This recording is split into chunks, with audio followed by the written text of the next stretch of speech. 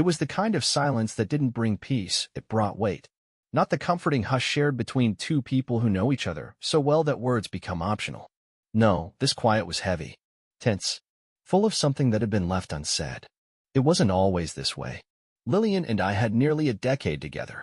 I had memorized her mannerisms, the soft humming as she cooked, the way she tugged at her sleeves whenever anxiety crept in. All those little things that shaped her identity were engraved in my mind. But recently, she seemed like a stranger in our home. The shift didn't happen overnight. It crept in slowly, starting with the minor stuff. She began coming home late, each time offering the same worn-out excuse. Meetings ran long. Deadlines had her staying after hours. Last-minute calls. But the complaints she once shared, the venting about her overbearing boss, or the dramatic collapse onto the couch after a long day, those vanished. Her words became fewer. Just a short explanation before disappearing into the bedroom. And then, she began drifting, not just from the room, but from me. Her presence grew hollow. Mornings over breakfast turned into silence interrupted only by the soft tap of her fingers on her phone screen. She hardly acknowledged my attempts to engage her, not even a smirk for the corny jokes she used to laugh at. Our dialogue turned into a series of basic checklists. Did you remember the trash? Is the dog fed? I've got a meeting tomorrow, don't stay up. I started feeling like I was standing at the edge of something. Waiting. Bracing for the unraveling I was too scared to name. Then, it happened. That night, I was alone at the dinner table, her untouched plate of food growing colder with each passing minute. My phone buzzed. A text from her. Stuck at work, don't wait up. I stared at the message, my chest tightening. That phrase again. But this time, it cut deeper. It felt lifeless. Robotic. Like she'd stopped pretending to care. Something inside me broke. Without hesitation, I grabbed my keys, stepped into my car, and headed out. I needed answers, real ones. My grip on the wheel tightened until my knuckles went pale, my heart racing to match the storm building inside my head. Was I reading too much into things? Letting my imagination sabotage the truth? Maybe. But the message she sent, it felt final, detached. As though she wasn't even trying to hide anymore. I pulled away from our driveway, nerves on edge as I made my way toward Lillian's office. The city glowed with artificial light, stretching long shadows over the streets. I kept telling myself I'd see her car where it always was, that she'd really be inside grinding through a late project. But I think, deep down, I already knew what I wouldn't find. When I got there, my stomach twisted. The parking lot was only half full, lit dimly by flickering street lamps. I scanned every space. No sign of Lillian's car. I pulled into a spot, heart pounding, gripping the wheel so tight my fingers throbbed. Maybe she parked elsewhere tonight? Maybe she went out for a late meal with coworkers? I checked my phone again. No messages. Something didn't feel right. I could have turned around. Could have gone home and convinced myself of some harmless excuse. But I didn't. Instead, I sat there, staring at the glass entrance of her office, unsure of what came next. Then, I saw him. A tall man emerged from a side exit. His shirt was rumpled, his tie loosened, like he'd just wrapped up a long shift. He didn't look hurried, in fact, he seemed oddly content. Just seconds later, Lillian stepped out behind him. I froze. She was smiling, a genuine, warm smile I hadn't seen from her in months. The kind of smile she once saved just for me. She reached out, brushing his arm lightly as she spoke. He laughed. They moved toward a sleek black car parked near the exit, and I sat there in stunned silence, feeling like the air had been knocked out of me. This wasn't work. This wasn't an emergency. This was different. Pain tightened in my chest as my instincts screamed for action. I wanted to leap from the car, call out to her, demand an explanation. But I stayed put, watching instead as she got into the passenger seat. The man gently closed her door before walking around to the driver's side. Then the car eased out of the lot and onto the main road. I didn't even think. I threw my own car into gear and followed, keeping a cautious distance. My hands trembled on the steering wheel, but my mind was far from still. Every possible explanation flashed through my thoughts, each more painful than the last. Could this be just a casual work dinner? A friendly drink between coworkers? Or was it exactly what it seemed to be? They had been driving for nearly 15 minutes, maneuvering through the quiet streets before eventually pulling into the lot of a small, stylish bar. It was the kind of establishment where the lights were low, the drinks came with hefty price tags, and an air of discretion lingered in every corner. I brought my car to a stop a short distance away, my breathing shallow and uneven. Lillian exited first, the sound of her heels sharp against the pavement. The man beside her, whoever he was, stayed close, his hand brushing the small of her back. She didn't recoil or move away. In fact, she seemed to welcome the contact, leaning subtly toward him. A lump formed in my throat. I was at a crossroads. I could leave, pretend none of this ever happened, return home, and wait for her to come back with yet another lie ready to fall from her lips. Or I could choose the harder path, go inside and face the painful truth. I inhaled deeply, pushed open my car door, and stepped out. The night wrapped around me, dense and heavy, weighing me down as I made my way toward the bar. My heartbeat thundered in my ears, drowning out every other sound. A part of me begged to retreat, to turn around and forget what I had just seen. But I knew that if I did, I'd carry that doubt with me forever. I needed clarity. I needed to witness it for myself. Clutching my jacket tighter, I drew in a stabilizing breath and started walking toward the entrance. As I crossed the threshold, a wave of smooth jazz filled my ears, muffling the soft murmur of private conversations. The bar was bathed in a warm, amber glow that cast gentle shadows across the room. Intimate booths lined the walls, each occupied by couples leaning in close, fingers brushing over wine glasses, laughter kept low and intimate. And then I spotted her, Lillian. She was nestled into a booth in the far corner, just far enough away that someone might overlook her if they weren't paying attention. But I was. I knew every nuance of her silhouette.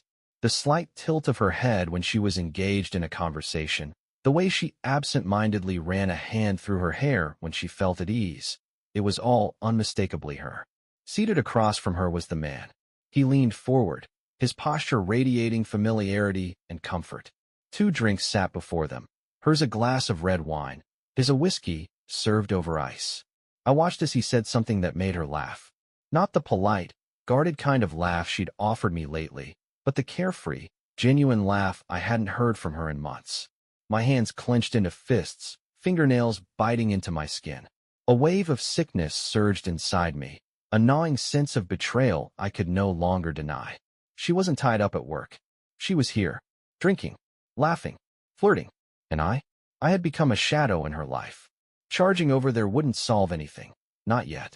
So I approached the bar instead and slipped onto a stool, just far enough away to stay unnoticed, but close enough to observe. The bartender gave me a quick glance. "What can I get you?" he asked. "Whiskey," I replied, my voice stiffer than I expected. "Neat." He gave a nod and turned away to prepare the drink. I turned my gaze back to Lillian.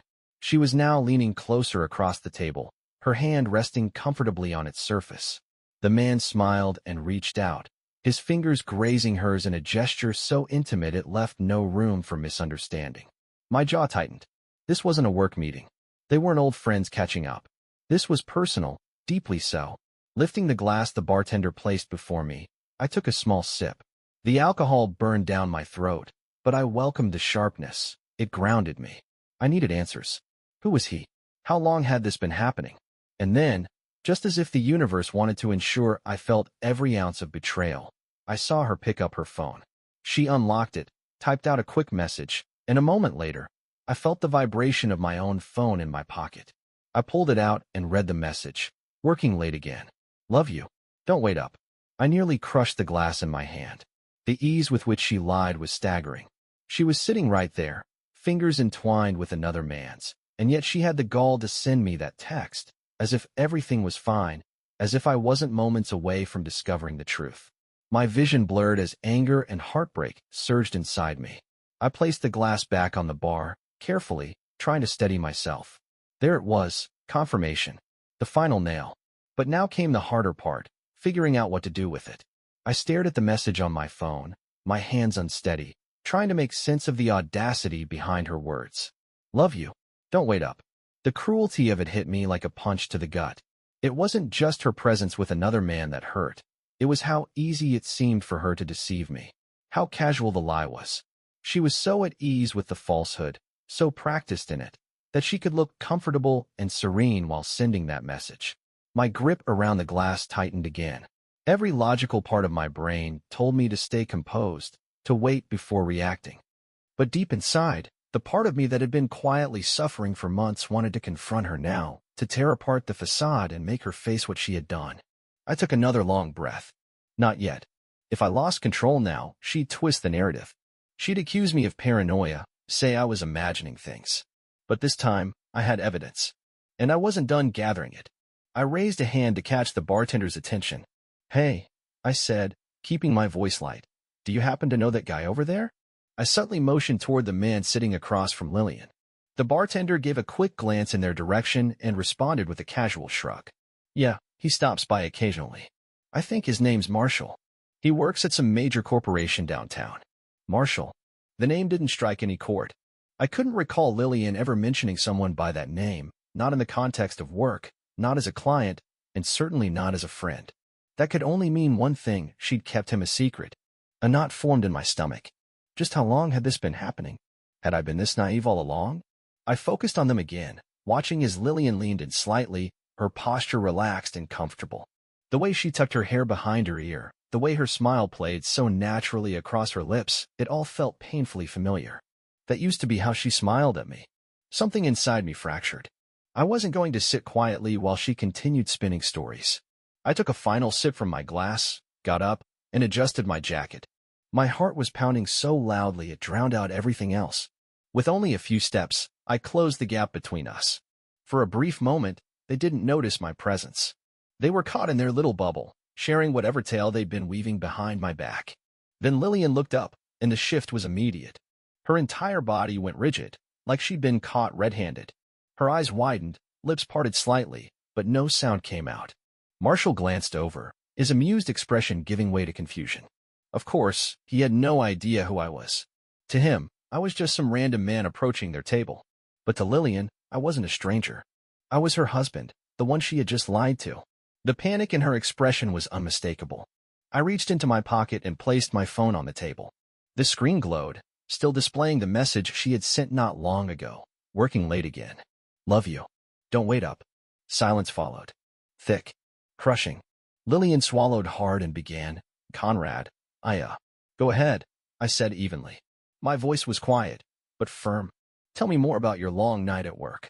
Marshall glanced between us, realization gradually setting in. He shifted uncomfortably and sat up straighter. "You're her husband?" he asked, visibly thrown off. I didn't even acknowledge him. My eyes remained fixed on Lillian. Her face had drained of color, her confidence unraveling right in front of me. She tried to speak, faltered, and then stayed silent, clearly searching for an escape route. But there wasn't one. She had spent months creating a false reality, and now she was stuck in it. Leaning in, I lowered my voice. "How long?" She immediately shook her head, desperation flickering in her eyes.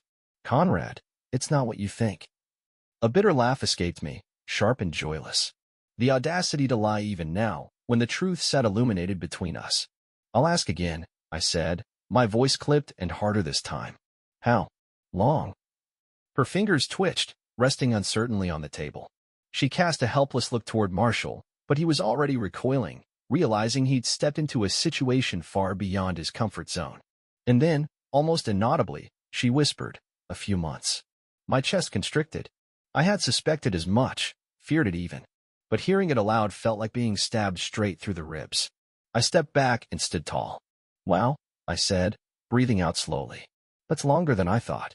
Lillian's face crumpled with urgency. "Conrad, please, let's just—" I raised my hand to cut her off. "No, don't. You made your choice." Without raising my voice or causing a scene, I turned and walked away. My heart pounded so violently I wondered if I might collapse, but I didn't stop. Not this time. I was the one leaving now. I exited the bar without a backward glance. The cold air outside slapped me in the face, but it was welcome, clear, biting, and undeniably real. Unlike the illusion I had unknowingly lived in for months. I didn't head to my car right away.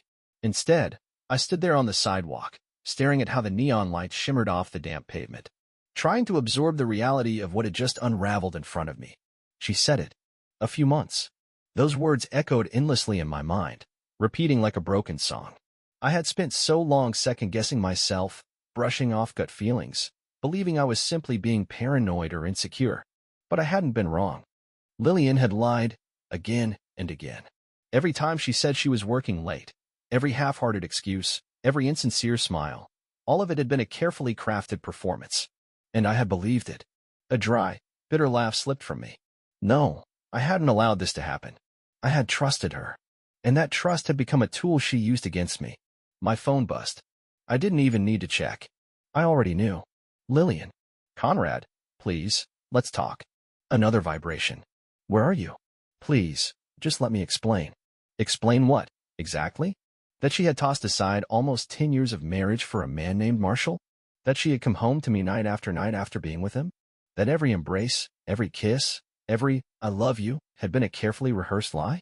I closed my eyes, gripping the phone so tightly I thought the screen might crack. I needed to clear my head. Without hesitating, I silenced the device, got into my car, and started the engine. But I didn't drive home. The thought of stepping into that house, our home, was too much to bear. Instead, I ended up steering my car into the deserted parking lot of an all-night diner. It was a spot I hadn't stepped foot in for years. Back in college, Lillian and I used to come here often, sitting in these very booths during the early hours of the morning, dreaming up grand plans for the life we thought we'd have.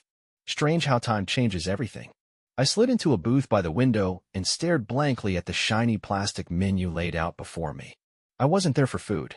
I just needed a place to be, somewhere to sit and let the chaos of the evening wash over me.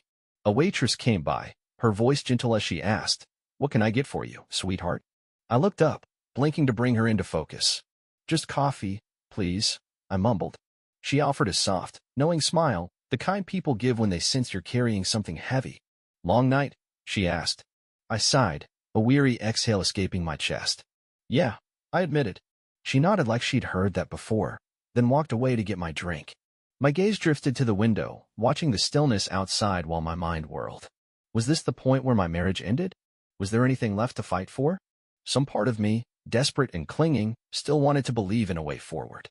That there was some version of the truth I hadn't yet uncovered. But deep down, in the corner of myself that had been ignored too long, I knew the truth.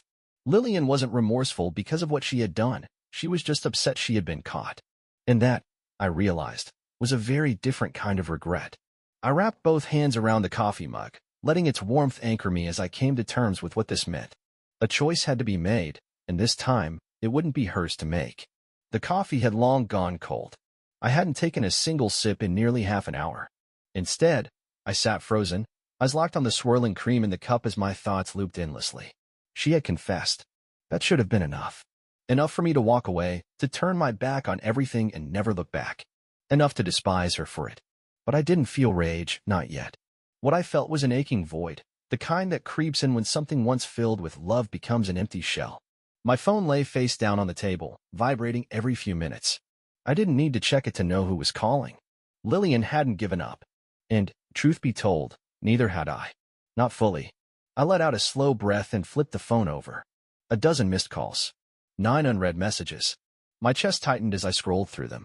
"Conrad, please answer. I just need to talk. I made a terrible mistake, but please let me explain. You don't know everything yet. Just let me say what I need to say." Explain? Was she going to clarify how she'd spent months sneaking around with another man, only to come home and smile at me like nothing was wrong? How she had looked into my eyes and told me she loved me, while knowing full well it was a lie? I clenched my jaw, the phone nearly slipping from my grasp as I gripped it harder, knuckles turning pale. Then one more message popped up. "I'm at home. Please, come back. I need to see you." The words stayed on the screen while my heart pounded in my ears. She was waiting. I had a decision to make. I could ignore her, leave her to face the wreckage alone. Or I could return, not to forgive, not to save what we had, but simply to see. I needed to see her. To meet her eyes and understand if there was anything left of the person I once knew. Just a trace of the woman I had fallen for. I pulled into the driveway a little after 2 in the morning. Only one light was on, casting a soft glow from the living room window. I remained in the car for a few minutes, staring at that familiar light. This was our house. The place where we had built our life. Now, it felt unfamiliar, as though I didn't belong there anymore. Eventually, I got out, my body heavy with dread. Each step toward the front door felt like I was carrying the weight of every year we had spent together. I paused just before reaching it, took a breath, gathered myself, and finally stepped inside. She was there on the couch, curled in on herself like she was trying to disappear. Her hair was disheveled, her eyes red and puffy from crying. When she saw me, her lips parted, and she whispered, "You came back." I didn't move to sit down. Didn't remove my jacket. I just stood there, staring at her. Why? I asked. Lillian's brows pulled together. What? Why did you do it? My voice didn't shake, but inside, I was unraveling. Why Marshall? Why any of this? She lowered her gaze to her hands and whispered, I don't. Don't tell me you don't know, I snapped, my voice rising despite myself. You made a choice. You knew exactly what you were doing. So tell me why. She looked like she was going to respond. Her breath caught, her lips trembled, and I waited. But when she finally spoke, it made my stomach twist. I never meant to hurt you. I let out a sharp, bitter laugh. Really? I took a step forward, my eyes locked on hers. So what? You just stumbled into someone else's bed by accident? Her expression collapsed as she wiped at her tears. It wasn't like that. Oh no. I scoffed. Then tell me what it was like, Lillian. Because from where I'm standing, it sure looks exactly like that. She drew a shaky breath. It started small. It was just conversations. He actually listened. Truly listened, like he saw me in a way no one else had in a long time. Something shifted inside me, something I hadn't even realized was broken. And I didn't mean for it to happen. She quickly shook her head, trying to clarify. It's not what you think, Conrad. It's just that. Her voice faltered, catching mid-sentence. I don't even know when we stopped being us. Once, her words might have stirred something in me. A few months ago, I might have demanded answers, maybe even fought to fix what we had. But not now. Because she hadn't fought for me, and I'd finally decided I wasn't going to keep fighting for her either. I let out a slow breath and took a step back. I don't care anymore, Lillian. She went completely still, staring at me like I'd just broken the last fragile hope she had left. I shook my head again. It doesn't matter why. I don't care who he is. I don't want to hear explanations or excuses. Her bottom lip quivered. Conrad, I just needed to hear it from you, she said quietly. I already said it, I cut in. Silence followed, thick, suffocating. Lillian's breath caught as she asked, what does that mean? I reached into my pocket and pulled out my keys, placing them on the coffee table without a word. I'm done. Her face paled in an instant. No, she whispered. I turned and walked toward the door. This time, I didn't stop. I didn't look back. The cold air outside seemed sharper, or maybe I just noticed it more. I kept walking away from the house, from everything we'd shared. It was still our house, technically, but it hadn't felt like mine for a long time. I got in my car and started driving. I didn't have a destination, just a need to get away. The steady sound of the engine filled the silence, a backdrop to my thoughts and shallow breathing.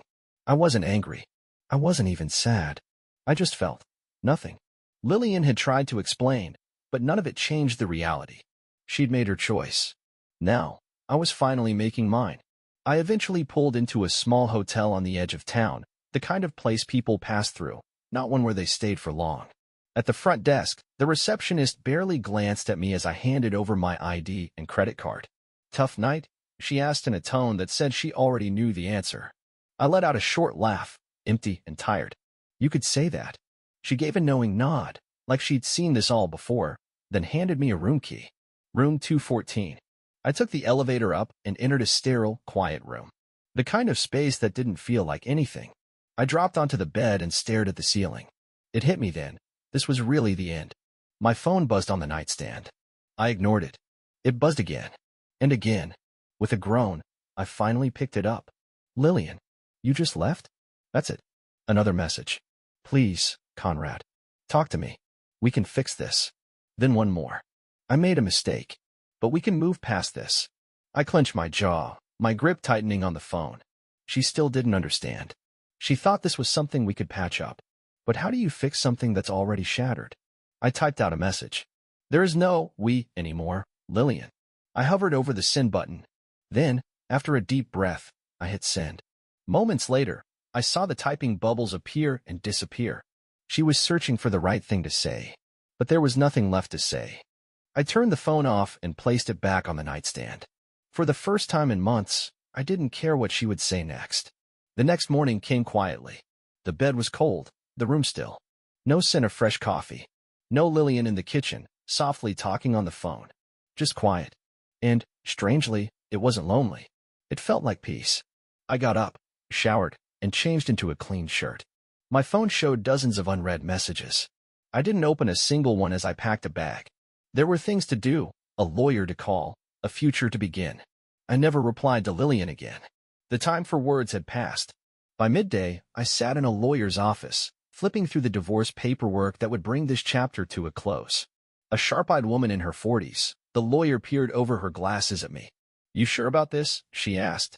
I exhaled slowly and nodded. More certain than I've ever been. She slid the papers across the desk. "Sign here, and we'll begin the process." My hand didn't shake as I picked up the pen. Lillian had chosen her path. Now, I was taking mine. The weeks that followed blurred into one long stretch of packing, paperwork, and splitting finances. I moved out, untangled our shared accounts, and started redefining my life without her. And surprisingly, it felt right. For the first time in years, I wasn't stuck in a cycle of waiting for apologies, waiting for change, wondering if I was enough. I finally believed I was. One quiet evening, in my new apartment, a modest but welcoming space across town, I had a moment of clarity. I wasn't broken anymore. I was free. The heavy burden I'd carried for so long was finally gone. In its place, a sense of potential. I could start over. I could go anywhere, try anything, live life on my own terms. So I did. I reached out to old friends. I revisited passions I had left behind. I let myself live again. Then one evening, sitting in a cozy cafe, sipping a warm cup of coffee and flipping through the pages of a novel, I felt it. Peace. A kind of calm that had eluded me for far too long.